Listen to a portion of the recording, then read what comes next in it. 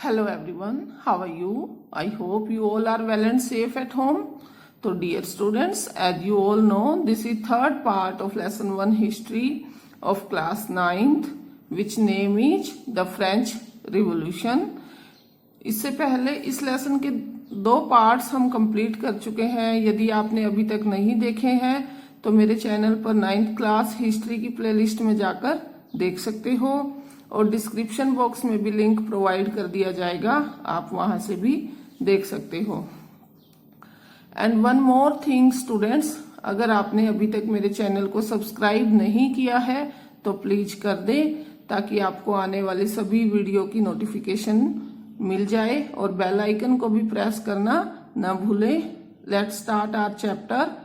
तो students, second part के last में हमने देखा कि किस तरह फ्रांस की जनता अपने राजा लुई 16 के अगेंस्ट जा रही थी, क्योंकि वह टैक्स को क्या करता जा रहा था, इंक्रीज करता जा रहा था, और जो कि ओनली पे करना पड़ रहा था किसको, थर्ड स्टेट्स के लोगों को. तो अब हम आगे देखते हैं और आज हम रीड कर रहे हैं वो है this is book page number 8. Topic number 2, the outbreak of the revolution, यानी कि क्रांति की शुरुआत. कि क्रांति की शुरुआत कैसे हुई, क्या सर्कमस्टांसेस रहे, वो हम यहाँ देखेंगे. Louis 16 had to increase taxes for reasons you have learned in the previous section. तो स्टूडेंट्स की ये बता रहा है कि पिछले सेक्शन में आपने देख लिया होगा कि लुई 16 जो है वो किस तरीके से क्या कर रहा था, टैक्स को इंक्रीज कर रहा था, बढ़ा रहा था. How do you think it could have gone about doing this, और क्या आप सोच सकते हैं कि उसने ऐसा क्यों किया होगा. In France of the old regime the monarch did not have the power to impose taxes according to his will alone. तो स्टूडेंट्स, फ्रांस में जो ओल्ड रेजिमी थी, मतलब जो पुराने रूल रेगुलेशन थे, उनके अकॉर्डिंग राजा अपने आप से, मतलब राजा अकेले ही कोई भी टैक्स को इंक्रीज नहीं कर सकता था. Rather he had to call a meeting of the state general which would then pass his proposals for new taxes.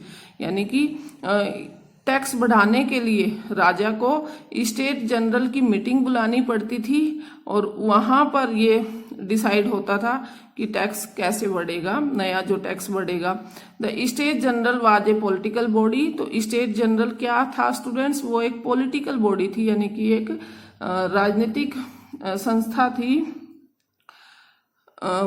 Which the 3 states and their representatives, जिसमें कि तीनों स्टेट्स के लोग, तीनों स्टेट्स कौन कौन से थे students, clergy, nobility and third states.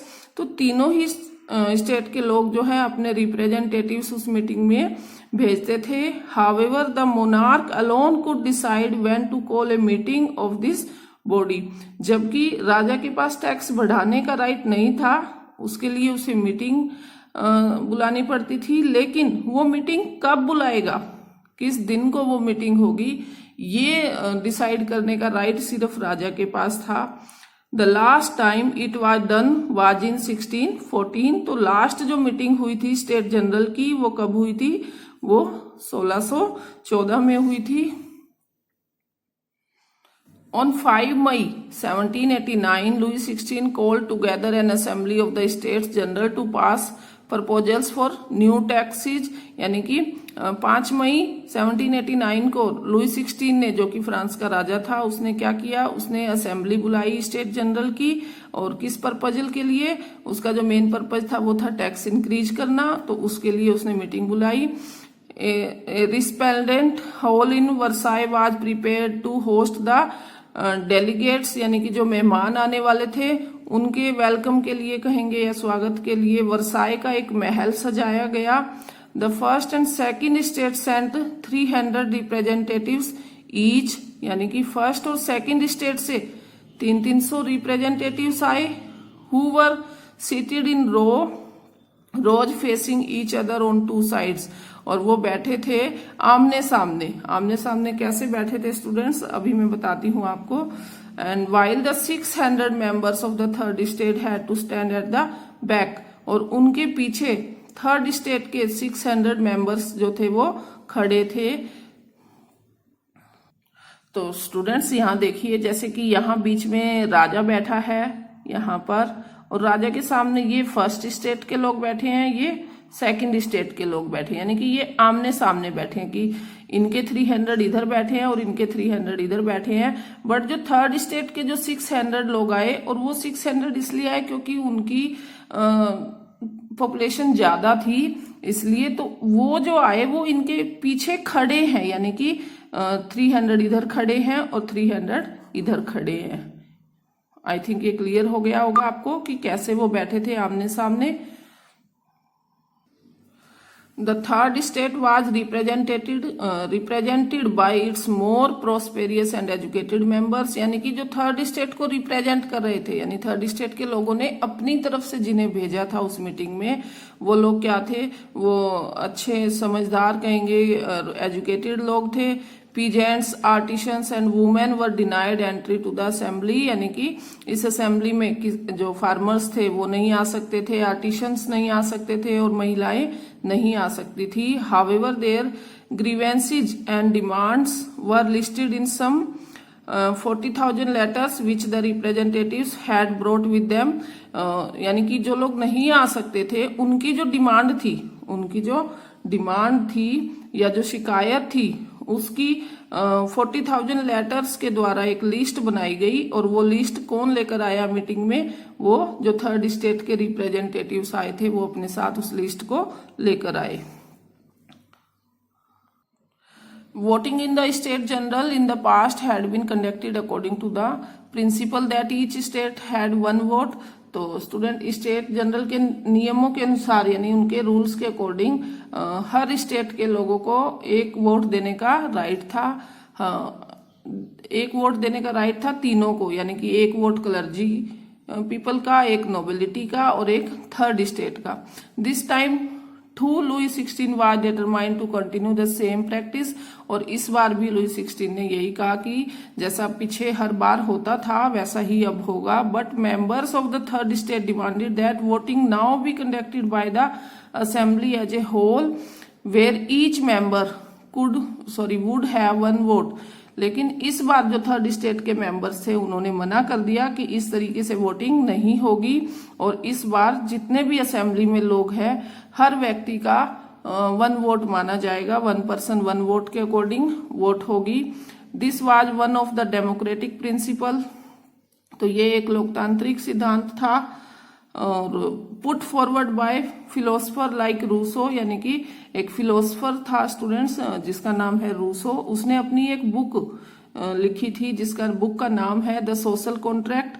तो द सोशल कॉन्ट्रैक्ट जो बुक थी उसमें रूसो ने ये प्रिंसिपल लिखा था कि अगर वोट होते हैं तो हर पर्सन के वोट की वैल्यू होनी चाहिए, 1 पर्सन 1 वोट। तो ये उसी के अकॉर्डिंग था। When the king rejected this proposal, जब राजा ने इस प्रपोजल के लिए मना कर दिया, members of the third state walked out of the assembly in protest. तो क्या हुआ, इसका विरोध जताते हुए, इसके अगेंस्ट जाते हुए थर्ड स्टेट के जो लोग थे वो असेंबली से बाहर निकल गए। क्यों निकल गए? क्योंकि उनकी डिमांड को राजा ने स्वीकार नहीं किया। तो ये देखिए स्टूडेंट्स, जैसे कि मैं थोड़ा सा एक्सप्लेन कर दूं कि पहले क्या होता था उस मीटिंग में। पहले होता था कि एक वोट जो है वो क्लर्जी पीपल का हो गया, एक वोट नोबेलिटी का और एक थर्ड स्टेट का। तो ये जो दोनों थे, क्योंकि इन्हें तो कोई टैक्स पे करना ही नहीं था, यानी कि फर्स्ट स्टेट और सेकंड स्टेट को कोई टैक्स पे करना ही नहीं था, तो ये दोनों तो मिल जाते थे। तो इनका मिलकर एक 1 + 1 कितना हो गया, 2, और ये सिंगल रह जाता था। अब जो डिसीजन लिया जाता था वो मेजोरिटी पर लिया जाता था, यानी ज्यादा लोग क्या चाहते हैं, तो ये ज्यादा लोग तो ये हुए, तो हर बार इन्हीं की ही मानी जाती थी। लेकिन इस बार थर्ड स्टेट के लोगों ने ये रूल फॉलो करने के लिए मना कर दिया कि ऐसा नहीं होगा, इस बार हर व्यक्ति के वोट की वैल्यू होगी, जिसे राजा ने मना कर दिया। तो इसी का विरोध करते हुए वो लोग असेंबली छोड़कर बाहर चले गए। The representatives of third state viewed themselves as spokesmen for the whole French nation। तो तीसरे स्टेट के जो रिप्रेजेंटेटिव्स थे स्टूडेंट्स, वो खुद को पूरे फ्रांस राष्ट्र का प्रवक्ता मानते थे, यानी कि पूरे फ्रांस का, जैसे अब हम इंडिया में रह रहे हैं तो इंडिया हम सब का है, इसी तरीके से वो लोग भी कह रहे थे कि फ्रांस हम सब का है, तो रूल रेगुलेशन बनाने का जो डिसीजन है वो किसी एक व्यक्ति के पास क्यों हो। On 2nd June, they assembled in the hall of an indoor tennis court in the ground of Versailles।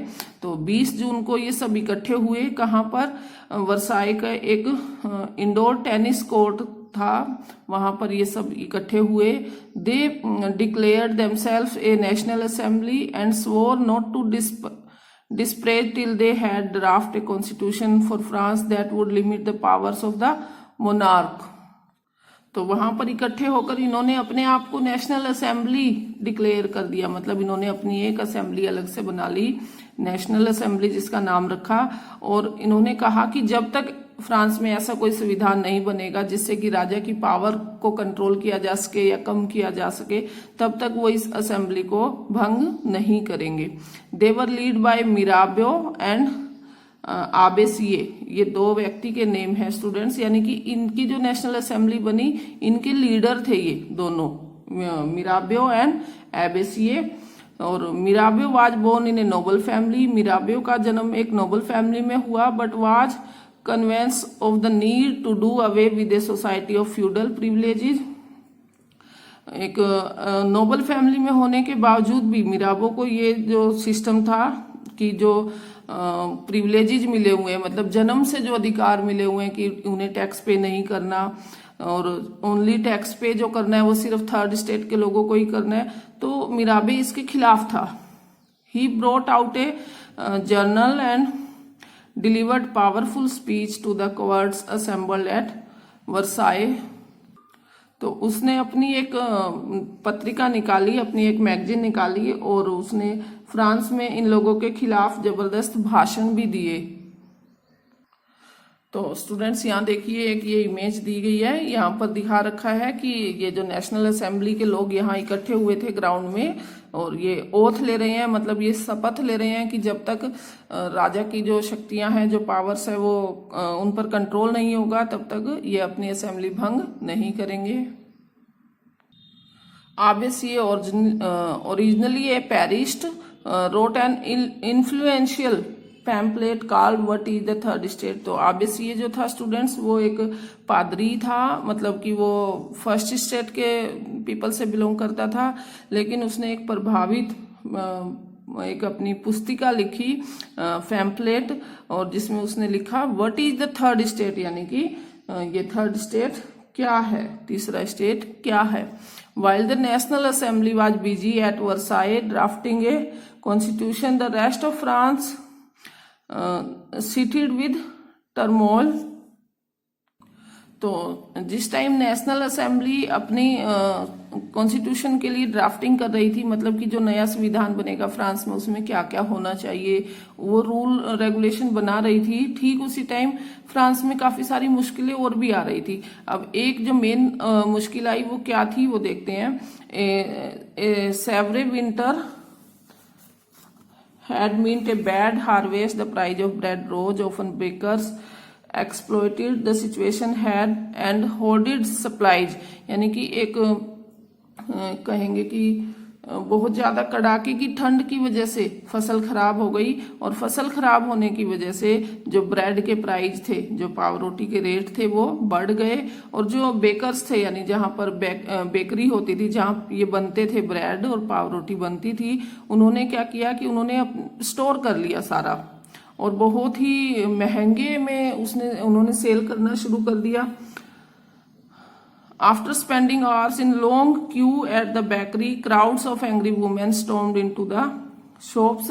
यानी कि वो खरीदने के लिए बहुत लंबी लाइन में कई घंटों तक बेकरी के आगे खड़ा होना पड़ता था। तो वहां एक लाइन में जो महिलाएं खड़ी थी वो बड़े ही गुस्से से उन्होंने सारी दुकानों पर धावा बोला और दुकानें तोड़ दी, क्योंकि एक तो ऑब्वियसली रेट बढ़ा दिए, ऊपर से चीज मिल नहीं रही और ऊपर से भूख भी होगी, तो कैसे कोई इतने घंटे लाइन में खड़ा होगा। तो उन्होंने क्या किया, दुकानें तोड़ दी। At the same time the king order troops to move into Paris. और ठीक इसी टाइम राजा ने भी अपनी सेना को ऑर्डर दे दिया कि वो पेरिस में घुस जाएं। तो on 14 July the agitated crowded storm and destroyed the Bastille. तो ठीक इसीलिए हमने फर्स्ट पेज पर पढ़ा था ना कि 14 जुलाई को जो बास्टिल का किला था वो तोड़ दिया गया था, क्योंकि जनता जो है वो एक एक करके धीरे धीरे राजा के अगेंस्ट जा रही थी और राजा ने एकदम से सेना को घुसा दिया। तो लोगों के अंदर ये हो गया कि राजा अब हमें मरवा देगा या कुछ इस तरह की अफवाह फैल गई। तो उन लोगों ने क्या किया, जो बास्टिल का किला था राजा का वो ही तोड़ दिया। और वो कब तोड़ा, 14 जुलाई 1789 को। तो in the countryside, rumors spread from village to village that the lords of Manor had hired bands of brigands who were on their way to destroy the ripe crops। तो जो गांव के इलाके थे स्टूडेंट्स, गांव में मतलब ये एक अफवाह फैल गई थी कि जो जमींदार लोग थे, मैनोर मतलब जो जमींदार लोग थे, वो क्या कर रहे थे, वो अपने लोगों को हायर कर रहे थे, जिसमें हम कह सकते कि लुटेरों को या गुंडों को, जो कि किसानों के ऊपर किसी भी टाइम क्या कर सकते थे, धावा बोल सकते थे और उनकी फसल को डिस्ट्रॉय कर सकते थे, फसल को लूट सकते थे, खराब कर सकते थे। Catch in a frenzy of fear peasants in several district seized hoes and pitchfork and attacked chateaux. तो कई गांव में जो डरे हुए किसान थे उन्होंने क्या किया कि उन्होंने जो चैट्यूक्स थे, चैट्यूक्स होते हैं स्टूडेंट्स की ग्रामीण किले जहां पर अनाज को स्टोर किया जाता था, तो किसानों ने खुद ही उनके ऊपर धावा बोल दिया और फसल को लूट लिया। They looted hoarded grain and burn down documents containing records of manual dues. और उन्होंने क्या किया, उन्होंने अनाज को लूट लिया और बाकी जो डॉक्यूमेंट्स थे जिसमें कि कोई भी वो डॉक्यूमेंट्स थे जिसमें टैक्स वगैरह था, टैक्स का जो रिकॉर्ड था वो सब जला दिया ताकि कोई भी रिकॉर्ड ही ना बचे कि किसके ऊपर कितना टैक्स है।